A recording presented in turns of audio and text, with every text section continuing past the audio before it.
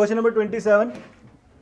अब यहां से देखिए, इफ द सॉल्युबिलिटी प्रोडक्ट, ये हमने +1 में केमिस्ट्री में किया था इक्विलिब्रियम चैप्टर में। अगर जैसे कॉपर सल्फाइड है, अगर ये टूटेगा तो कॉपर +2 S-2 टूटेगा, राइट?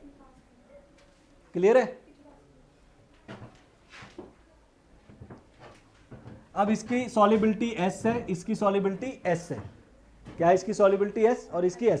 तो इसका एक फॉर्मूला होता है KSP बोलते हैं, सॉल्ट के लिए KSP होता है, उसका कहते हैं सॉल्युबिलिटी प्रोडक्ट। वो कैसे निकालते हैं? वो सिंपल आयंस की कंसंट्रेशन होती है, आयंस की कंसंट्रेशन को मल्टीप्लाई कर दो, KSP बोलते हैं उसे, सॉल्युबिलिटी प्रोडक्ट। और आयन की कंसंट्रेशन क्या है? S। और KSP ऐसे कैसे? KSP की वैल्यू हमें दे रखी है, देखो 6 × 10⁻⁻6, ये हो गया S²। स्क्वायर इधर जाके अंडर रूट लगेगा। Now what is S? S is the maximum salt, maximum solubility a salt can be dissolved in the particular solvent. इससे ज्यादा वो सॉल्ट डिसॉल्व नहीं हो सकता, राइट? तो वही पूछ रहा है हमसे। अब इसका अंडर रूट निकालना है। अब देखो अंडर रूट कैसे निकलेगा, इसको ऐसे लिख सकते हो, √6 अलग, -16 अलग।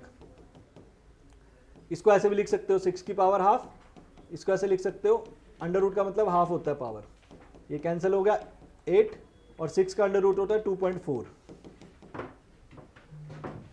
कैसे आया 6 का अंडर रूट 2.4? देखो अब अंडर रूट 6 का वैल्यू निकालना है। अब आप क्या करो, अंडर रूट 6 से पहले आपको पता है अंडर रूट 4 2 होता है, अंडर रूट 6 के बाद आता है अंडर रूट 9, उसका 3 होता है। इसका मतलब इसके बीच में आपकी वैल्यू है। हाँ, आप एक वैल्यू बीच में 2.5 ले लो, तो 2.5 का स्क्वायर करके देखना, आपका आंसर आता है 6.25।